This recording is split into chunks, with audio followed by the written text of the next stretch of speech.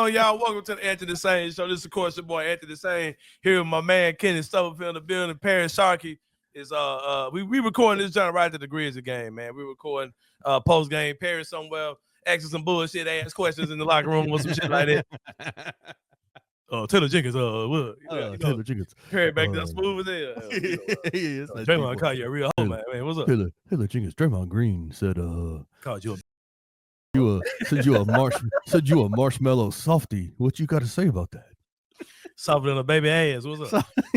So Charmin soft. But yeah, man. Shout out to my boy Paris Sharkey. He may be able to jump on, may not. We'll see. We're gonna try. We're gonna try to get Paris live in the bowels of FedEx Forum. You know what I'm saying? I'm sitting up here. We're live. They were not live. We were recording this right after the game. The post game show is on live right now. Daniel Greer over there crying because y'all on Taylor Jenkins in the comments. I agree with Daniel Greer on this one. Any opportunity to fuck with Taylor Jenkins, I'm gonna get into that though, bro. I mean, I'm not gonna say that he's this game is all on him, but this is a part to that with him, bro. I will say that because there's something that's going on that nobody's talking about, and I'm gonna talk about it tonight. But we are here, the Anthony Sain Show. Episode 144, the big 150 is coming, man. The big 150 is coming. The Grizzlies lose tonight.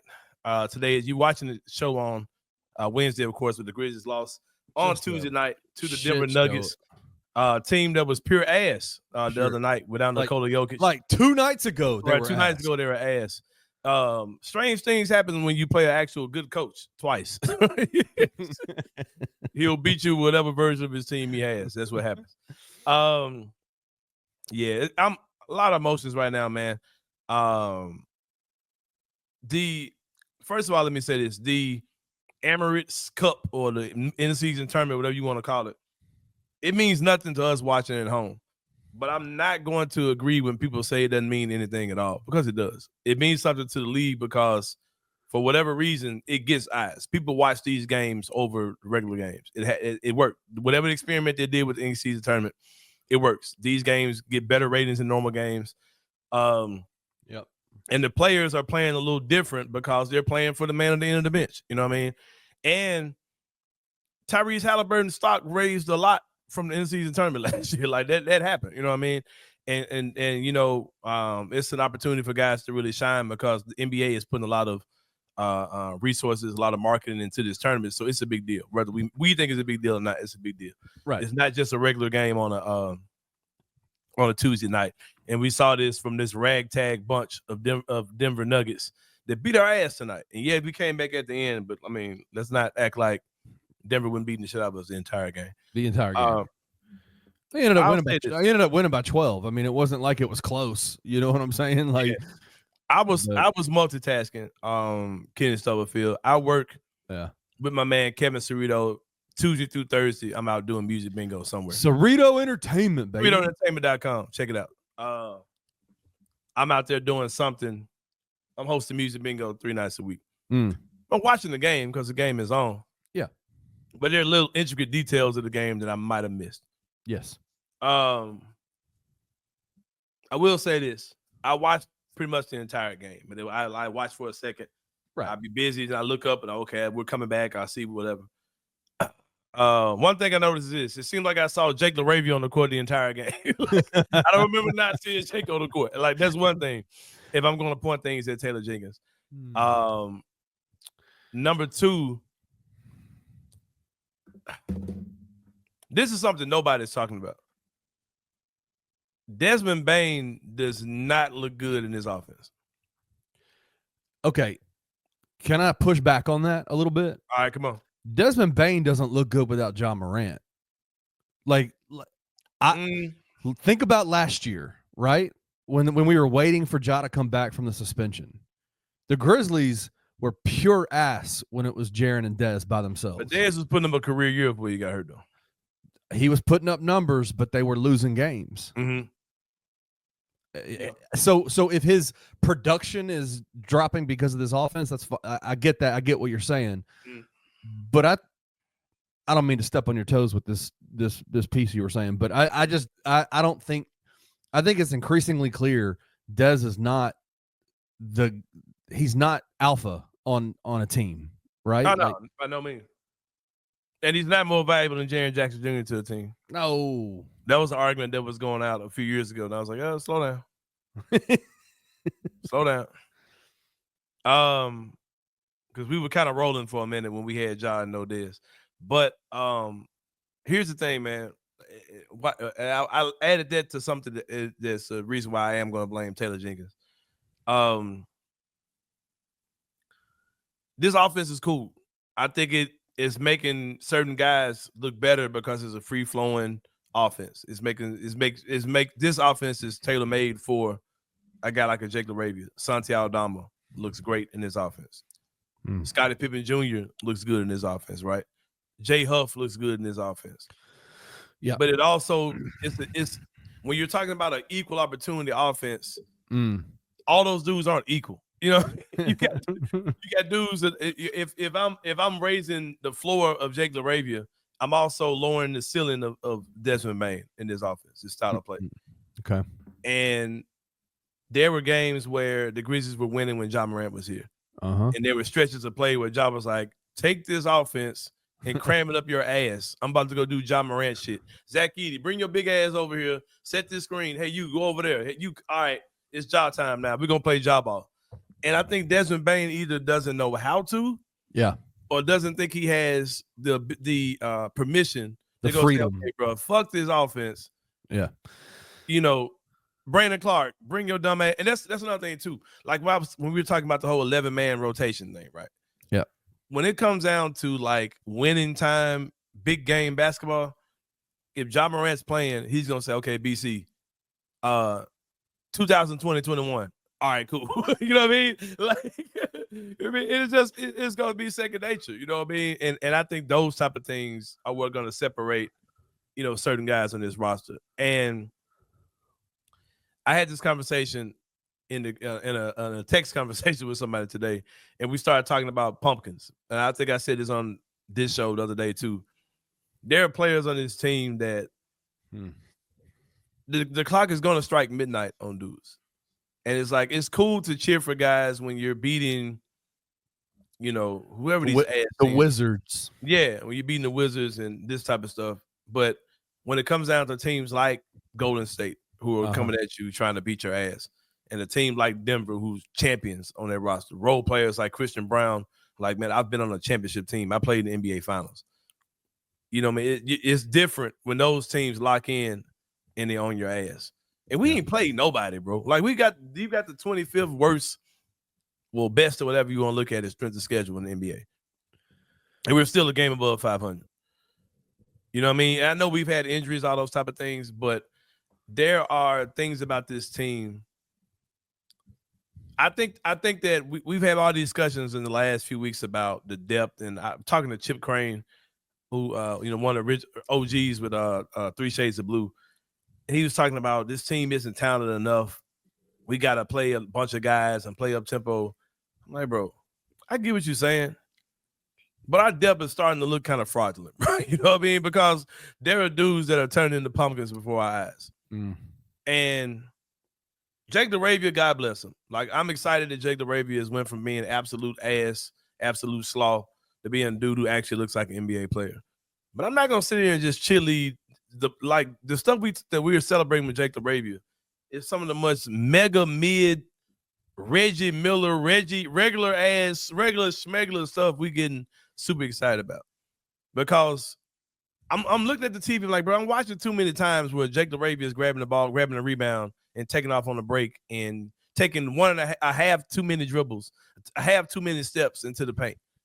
That play when Jaren Jackson Jr. got hurt. What the hell were you doing, man? Like, sit your goofy ass down, bro. Like, quit trying to go all the way to the basket knowing you ain't got that type of game. And it's like, I'm glad that Jake Laravia is good. And I have people who still, like, come at me, like, saying, like, why don't you admit you're wrong? What am I wrong about, bro? When this team's full strength, Jake Laravia is going to be sitting his ass down. And he won't play for the Grizzlies next year. I could give a damn about, like, Taylor Jenkins and them's Build-A-Bear project with Jake Laravia. I don't care, bro. Like, he's just a dude. I'm glad that he's proven himself to be a player. But is he a dude that I want to see him playing a second in the playoffs? Fuck no. No. It's troubling to watch this type of loss because we just beat this team the other day. Right. But when the stakes crank up, guys like, all right, man, we're doing this for fake Laravia. I don't know what's the contract. Chanchar? Yeah. AKA fake Laravia, not Jake Laravia, fake Laravia. Because he looks like Jake Laravia with a mustache on, like he's trying to oh, I don't want you to notice me. Like I'm a totally different person. I know you still Jake Laravia. But yeah, he looks like somebody literally took Jitty and John Conchar and some mutated 6'9" monster, 6'10" monster came out. It's just frustrating, man, because it feels like this team is better than what we're seeing. And let me ask you this. To me, what this is proving, what we're seeing with having the 25th easiest or the 5th easiest schedule so far in the entire NBA so far this year, at Ja being hurt, the Grizzlies playing pretty well when Ja looking good when Ja was out there.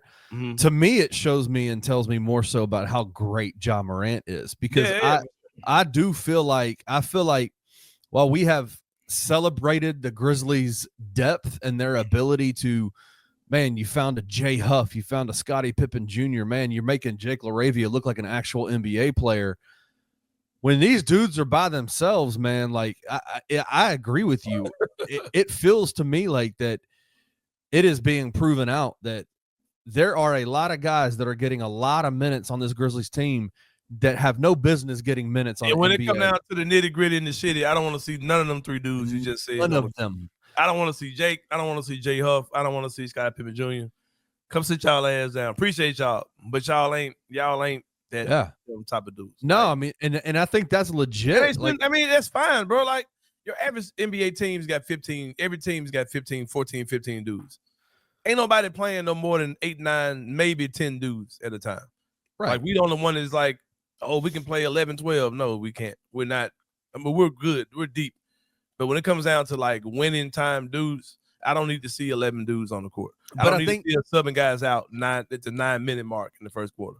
But I think that goes back to, though, what you were saying about this offense is that our guys, the guys who have proven to be an all-star level contributor for the Grizzlies franchise over the past couple of years, the offense is like platforming dudes who have no business playing. It's putting the ball in Scottie Pippen Jr.'s hands way too much. You talk about Jake Laravia over dribbling. My God, Scottie Pippen Jr. Right. Like it is like, bro, there was a moment in this game where I was watching it and they had Scottie Pippen Jr. in the dunker's position where Brandon Clark used to be. And I'm like, what kind of jacked up offense are we running where Scottie Pippen Jr. is getting the ball in the dunker's position? Like it makes zero sense. When that shit look good, it look good. When it's dumb, it looks super dumb. And I wonder if it's because like you got that offense needs to have somebody who just says, man, screw this. I'm taking it to the back. I'm blowing this thing up and I'm going to go to the basket. Yeah. Jaren was awful tonight. Like Jaren is that guy when he's out there, and he was terrible tonight. Right. Ja's that dude when he's out there, but he's injured. Right. Desmond 5 points, 1 of 10 from the field. Dude. 0 of 5 from 3, 3 of 5 from the free throw line. Yeah, man. Bro, I mean it to me it's like when you don't have a guy who is able to dominate the ball the way Ja Morant does. You end up with a game like tonight where they had 19 turnovers in an NBA game. That is an unreal number of turnovers in an NBA game.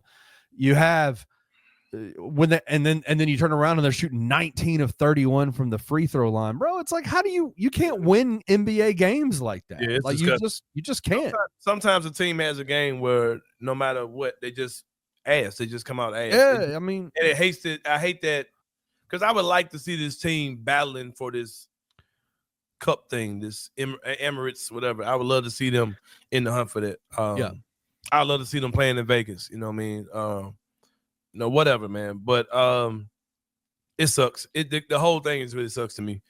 But I'm tired of y'all Taylor Jenkins apologists. We're gonna take a break and I'm gonna talk about this shit in a minute because I'm gonna go on my Taylor Jenkins rant and we're gonna wrap this thing up, bro. And I don't know. I hope Paris can jump on. I don't know whether he can jump on or not. He's probably still in the locker room right now because I'm looking on Twitter and people are talking. Yeah, they're still talking. Quotes are coming out now. So yeah, we probably won't get Paris tonight. Hey, listen, y'all might not like the length of this podcast tonight, but bro, the Grizzlies showed up for like 20 minutes of the game today, man. Y'all like, getting about 20 minutes. Y'all getting about 20 minutes out of us tonight, man. Y'all can live with it. But now, yeah, let's take a break, and when we come back, I'll Taylor Jenkins rant. Here we go. Oh yeah, it's coming. Get ready for it. It's coming. We'll be back with more of the Answer the Sain show. See y'all in a minute.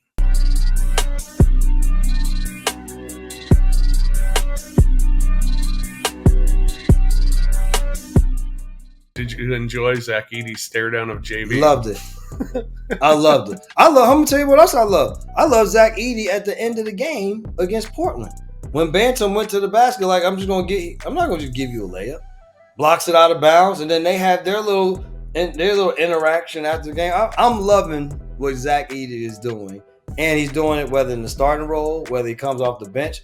But there is a undertone of nastiness that's within him. It's a quiet nastiness, but there is no back down. That look that he gave JV, and JV he didn't want to look him dead in the eye. That first part, it didn't become a back and forth thing until a lot of people got in between. Mm-hmm. But Zach Edey just the entire time was. And I told you before, those are people you get scared of. Yeah. Tune in to the Night Court podcast with your hosts, Rob Fisher and Brevin Knight, on the Bluff City Media YouTube channel. In a vacuum, 3 games in, Ohio, Missouri, and UNLV, how high is the ceiling for this team? If they continue to grow, mature, become better and better every night, how good can this team be this season? AAC regular season title is absolutely on the table. I think tournament, we'll see what their matchup looks like, how high of a seed they can get, but I think they could win a game in the tournament potentially. We're way off from that. But what I got to be honest with you, dude. Like here's my truth. I really like this team. Yeah. I really like this team. I like this team. I really do. They're bought in. Is it the most fun style of basketball? Absolutely not. But is it winning basketball? 100% yes. Like which I would argue is the most fun style of basketball. Yes, 100%. Tune in to On the Bluff with Christian Fowler and Gabe Kuhn every Tuesday at 12 p.m. on the Bluff City Media YouTube channel.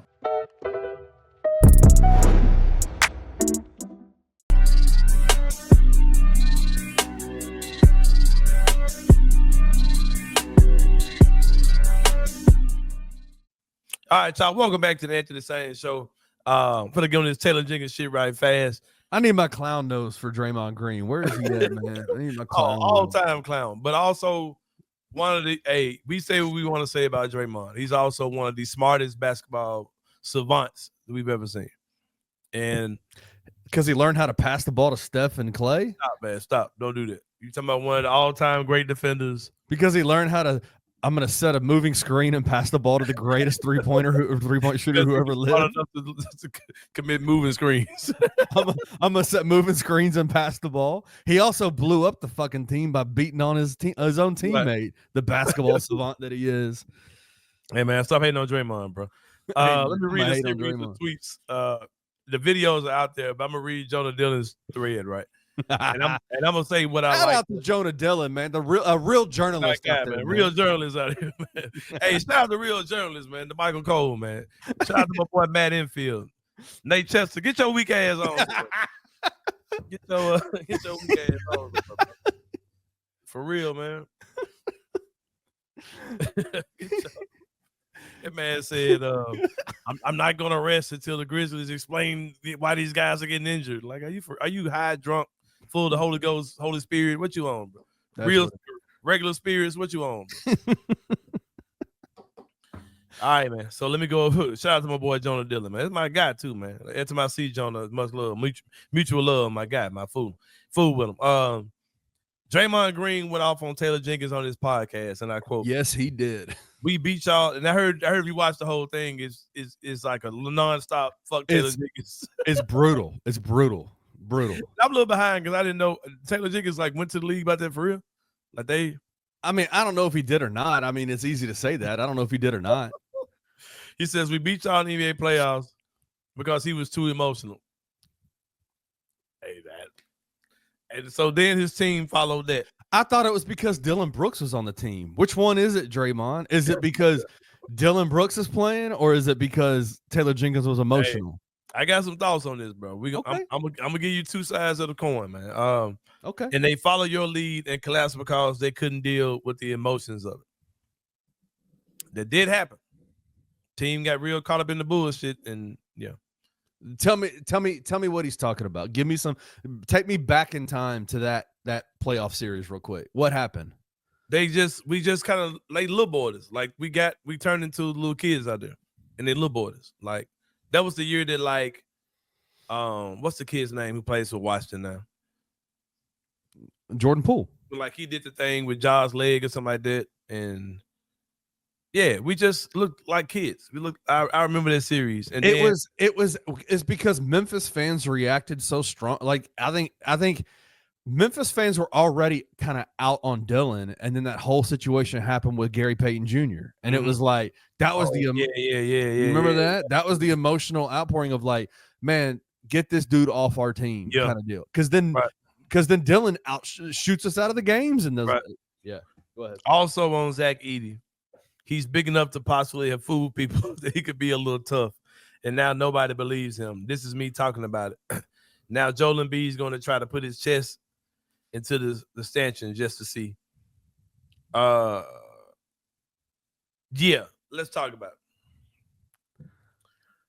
it. First of all, I'm gonna say this: the way Draymond's going off, and if you go back to the video when he was like, when he called him janky and all that type of stuff, and basically like questioning how Taylor Jenkins was moving. It's good shit, man. It's good shit. But I'm gonna say this: fuck Draymond, first of all. Yeah. Oh, man, I don't want to sound like conspiracies Sain or whatever, but if Draymond talking like that, bro, he's heard that shit before, bro. Come on, man. I ain't saying nobody with the Grizzlies and told Draymond like Taylor Jenkins ain't shit or Taylor Jenkins is. But he's heard secondhand, third hand that Taylor Jenkins is like. Then why is he not saying that about his own coach who did the same exact damn thing? Because he's a bitch. Because Draymond is a bitch too. But what I'm trying to say is Draymond ain't just pulling that shit out of the air, bro. Like that sounded like he was fueled with a little bit of, yeah, bro, I actually know that he a bitch. Like I actually know that, I disagree. I disagree. I don't. I don't. I mean, I understand what you're saying, but I think that Draymond is a fantastic communicator. Fantastic. And a fantastic bullshitter. And a fantastic bullshitter. Mm-hmm.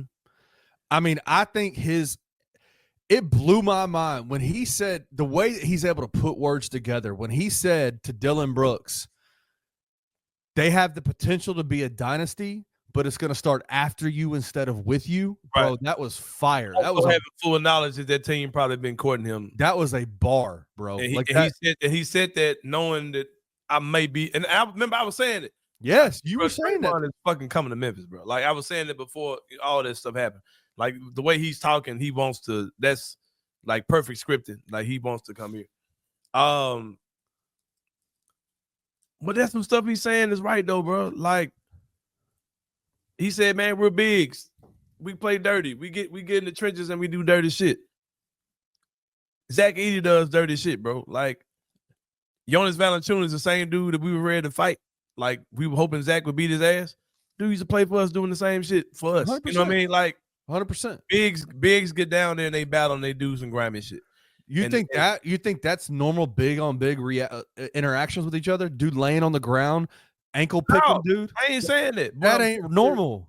What I'm saying is, bro, like, That's not a big man move. That's a Listen, Earl Boykins could have done that. listen what I'm saying. Like that's not big on big. Draymond was on the ground, and he has a fetish for big dudes, right? Draymond does. He wishes he was one. He's got this 7'5" big man, and he's just fucking with him. Like he grabbed his leg, and we're like, oh man, he's trying to hurt him. Like, bro, like he's fucking with him, bro. Like he's fucking with him in his head, doing a little dirty shit. And like I've seen fans crying about this shit. And like Draymond's like, man, that man big enough to, if he want to square up or if he got to, he can fight his own battle. And I think that if there was a situation where this gives off a little Kendrick and Drake thing where like he's just making up some shit.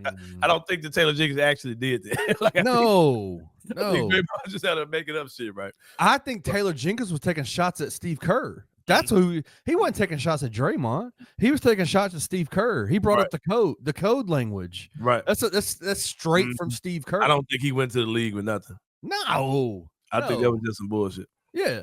But all right, let's move on from that, and we're gonna talk just Taylor Jenkins stuff. Okay, let's do that. I talk about this all the time, and y'all gonna hear it again.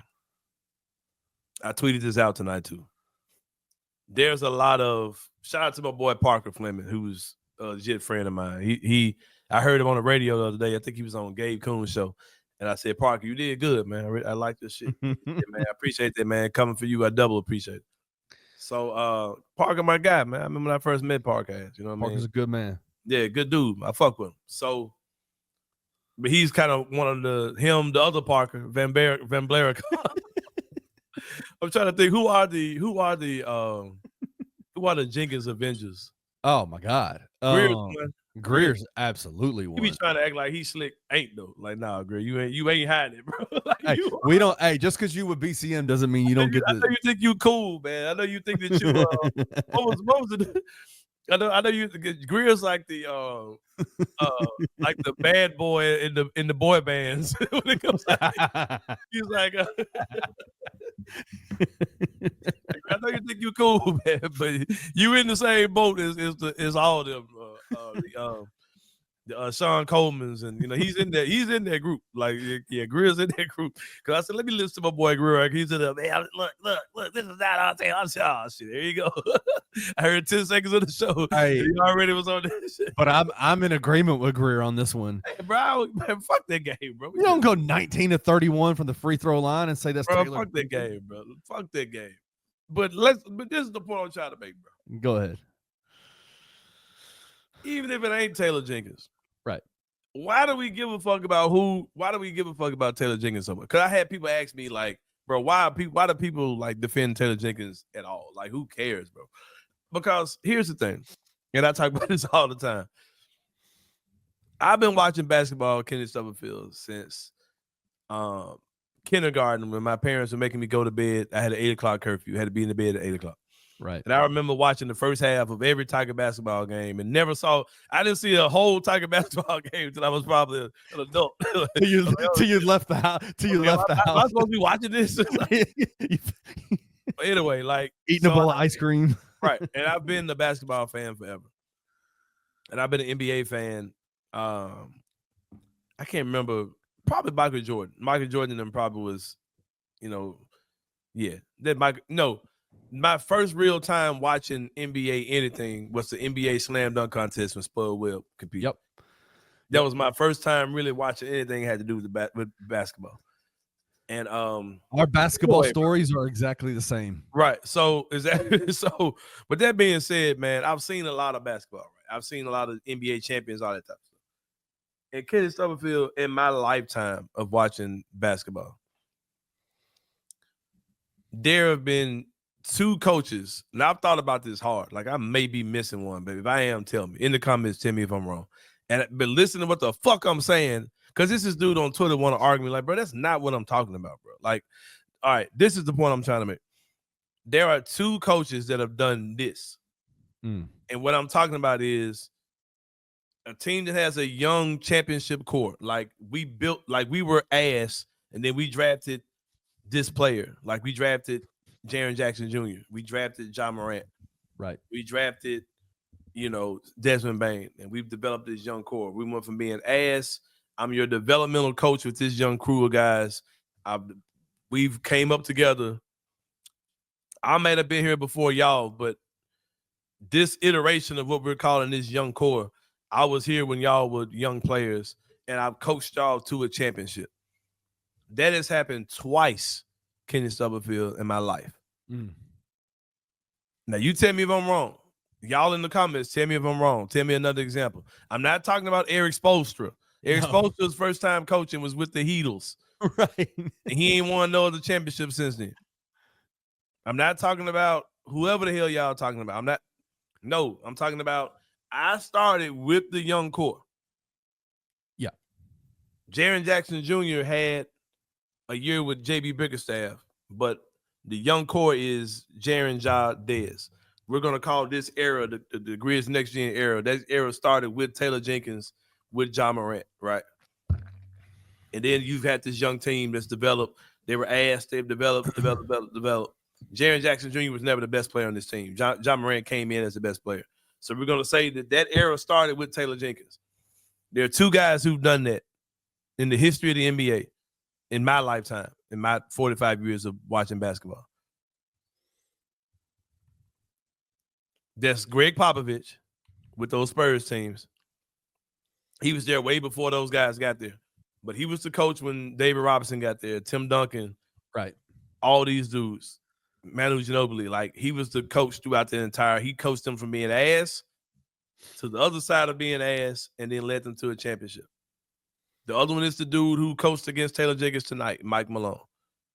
He got that team with Jamal Murray, with Michael Porter Jr., with Nikola Jokic. He was the best player. He's been there, the only coach they've had. The odds of Taylor Jenkins being the third person to do that are slim to fucking none. Because for those two coaches who have done that, hundreds of coaches have not. There's been a lot of coaches who were good coaches that did not see those teams to the other side. Michael Jordan and Scottie Pippen. Phil Jackson was not their first coach. Steve Kerr was not the first coach of the Golden State Warriors. You know what I mean? That Miami Heat team with LeBron and them, Spoelstra was their only coach. But that team, those guys weren't rookies when he got them. That was LeBron, D. Wade, and Chris Bosh. Yeah. Whatever team you're talking about, Dallas, whatever team you're talking about that's won a championship in the last, 30, 40 years, they've had to go get the coach that was the guy that got them to the promised land. And sometimes it's just because they outgrew them. Taylor Jenkins came in as a developmental coach for this team, and the guys, he was a babysitter. And now those guys aren't babies anymore. The most likely thing to happen is that he's not the dude. And for some reason, our fans are trying to make him the dude or act like it's abnormal if he's not the dude. The most realistic thing to happen is that Taylor Jenkins just ain't the dude. And that's cool. Because guess what? He's like 99.9% of the coaches in the NBA. That's the case. And he may leave here and go to another team and lead them to a championship. I don't know. He could. But we're betting on an anomaly, bro. And it's crazy. Like, there's nothing about Taylor Jenkins that makes me think, oh, that's the dude that's going to lead us to a championship. Right. He's just a dude. And the most likely scenario is that he's not going to be that guy. And that's pretty much what I've always stood on. Like, why y'all offend that dude so bad? Like, why y'all care, man? Like, it's probably whoever the next dude is. If y'all think the Grizzlies are a championship level team, which I think that they are, yes, the most likely thing to happen is whoever the next dude is the dude who's gonna get us there. I don't care if Taylor Jenkins is our coach when we win the championship. All I really care about is Ja Morant on the team when we win the championship. Probably so. Right. Is Jaren Jackson Jr. on the team when we win the championship? Probably so. Is Desmond Bane gonna be on that team? I don't know. I don't know, bro. Can I give you a counterpoint to it? What? We've had this discussion in private. We've had this discussion on text messages, all that kind of stuff.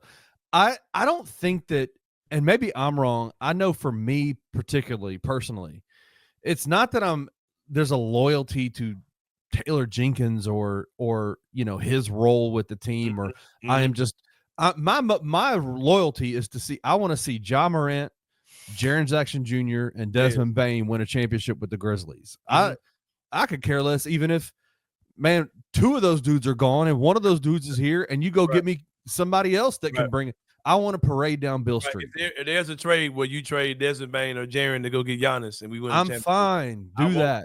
I won't feel bad. I will not feel any kind of way.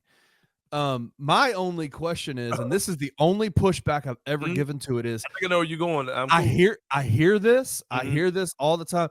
Why are we loyal to Taylor Jenkins? It's not that. It's I never hear any other options. Like who is I the got guy, you. That's easy. like who is the guy? And I hear Ty Lue. Man, Ty Lue ain't going nowhere, man. He's in He ain't Los going- Angeles. Like who is the person? Who is the coach in this day and age of the NBA? I'm gonna give you another counter for you. Okay. For Okay. against what I'm saying. Okay. The counter what you're saying is does continuity matter? Yes. Does the fact that the guys on the team like Taylor Jenkins matter? Yes. But the thing with that is those things can go bad. That thing can go bad like Quickly. real quick. It don't take much for that to change. It don't take much for that to change at all. We're 100%. both parents, right? Yeah. Somebody asked Gabe who was his favorite superhero one time, and he said his dad. His old man started crying in the restaurant when he said, Come on, bro. "Cheer me up." Come on, bro. Like, Gabe thinks I'm the coolest dude in the world. I teared up. I teared up a couple of weeks ago. My son came home with a picture that he drew with me and him holding hands, and he had a beard on his face like I did. Oh man, Come on, Gabe, man. Gabe used to say that too. Dad, I want to wear this. I want to wear the same clothes, same beard, Yeah. glasses. Like I want my hair like everything. Like all that stuff. Made me emotional, man. I was Right. like, But okay, guess what? That changes every year. it does every year. That's cool to Gabe, right? No, yeah, it's over with, They man. would tell me, Dad, you're annoying. Dad, Dad, you're lame. You're status. Like, Oh, damn. like all this, bro. It's gonna come a time again. Like, Dad, fuck you. Like that's It could coming, change. bro. You know what I mean? That stuff changes, bro. You know what I mean? So that's always been my rebuttal to that. But to what you were saying, what did you say? Who's the options? Like who? Okay, who's the option? I've heard you say Dawn Staley before. Come on, man. I was not bullshit. Come on, man. That's I silly. was not bullshit. when I That's said silly. that. Dawn No, it ain't, Staley. bro. That's silly. Hey, you telling me? Shit. Yes, I am telling you, Taylor Jenkins is a better coach than Dawn Staley. All right, but hold on. Here's my thing. Here's my quick answer to that. I don't know, and I don't give a shit. And I don't want to find out. No, I don't- I want to find out. I don't. All right, here, 'Cause I got two answers. this team is ready to win right now. I'm not waiting 3 years for Dawn Staley to figure out how to coach an NBA team. So you're gonna wait 3 years to hope Taylor Jenkins stop? No, coaching the if spreadsheet? you give me an option that's better, I'll say if you told me right now that the Grizzlies could magically wave a wand and bring Ty Lue from the LA Clippers Mhm. over here and send Taylor Jenkins to LA Clippers, hell yes, I would do that. Who else? let me ask you one question. If the Grizzlies fire Taylor Jenkins tonight, and by default they say, okay, Tomas Isolo, you're our interim coach. How much different do you think our season would look? You already don't like this offense. I'm just saying, okay, with that being said, how much different would it look? I don't think it would look any different. The answer is no, bro, because it's nothing special about Taylor Jenkins, and they're not even running his offense. They running that dude's offense. Come on, Yeah, man. see, I've seen you say this before. Yeah, you act like that's a big deal. That ain't no big deal. It's not, Yeah, it is, Kitty. No, it's not a big deal. They're specialists all the time in NBA that coach defense and offense. It's like you hate on an NFL guy because he has an offensive Bro, coordinator. there are no coordinators in the NBA, bro. You're the coach. And There are absolutely coordinators in the NBA. to an extent, bro. Not to the point where like there are no elements of you in the offense, bro. But like somebody's coming in to run your offense. That don't exist, bro. Do I think that if Tomas Isolo became the head coach of the Memphis Grizzlies tomorrow, that all of a sudden we would look like the exact same team. We would not miss a beat. right? However good we were going to be, that's how good we were going to be with Tomas Isolo. Just like if Taylor Jenkins was a coach. And that's my concern. He would take nothing away from the team. Who would take nothing away from the team? Tomas Isolo? It's Isolo. But that's what I'm saying. Like the question is you're saying that you don't think Taylor Jenkins is the guy to lead them to the promised land of an NBA championship. So you got to give me somebody that's going to impact the team that much. Like, Right. who's going to I ain't take the done. team to the next level? Who's done. going to be that person? Like I need a said, name. I don't know, and I don't care. It ain't my job. That's their job. When we hired Taylor Jenkins, ain't nobody in the world say, "Damn, man, that third assistant coach on the Milwaukee Bucks staff is a motherfucker. Let's go get him." No, you know what Nobody they said? that shit, bro. You know what they said? They said, "Man, that guy was the king at holding the benches back Holding when he the was bench down." And that's who they hired.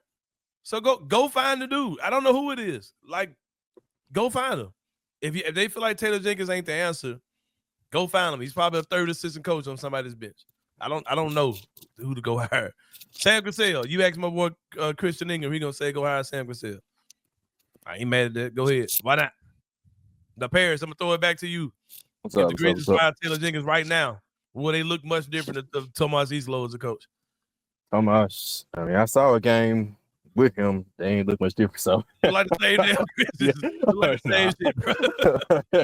Rotations and everything. But what you're saying when you say what I'm hearing when you say that Taylor Jenkins might not be the guy is that you need somebody with championship experience, right?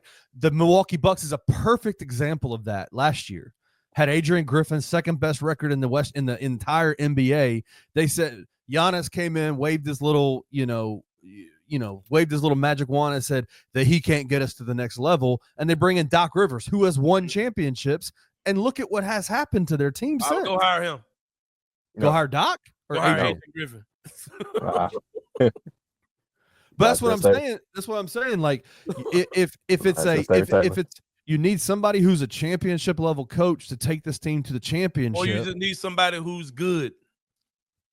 So let me ask you this. Are you comfortable firing a guy who has proven that he is a competent, capable head coach in Taylor Jenkins for a guy who is unproven third man on the bench on some random NBA team? That's who Taylor Jenkins is. No, he's not. He was. He's not anymore. Go find another one. But that's not where this team is right now. Did you know who? I don't even know these dudes' names. I just know they're good.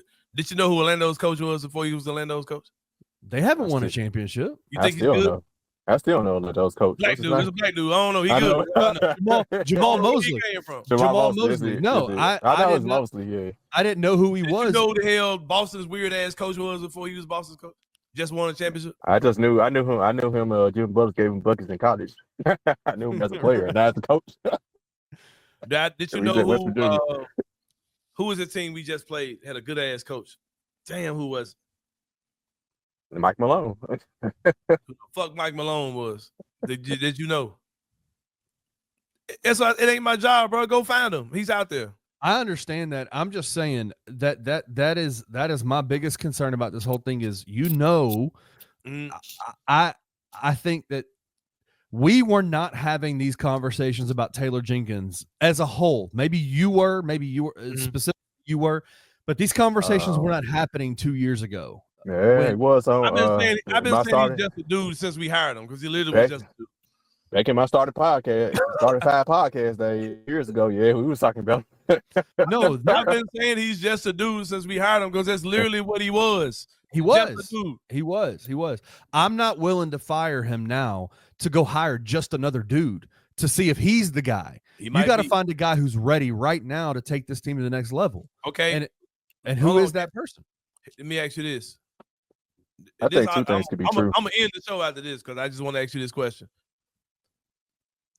3 years ago, Boston went to the finals with freaky ass Houston Rockets coach, right?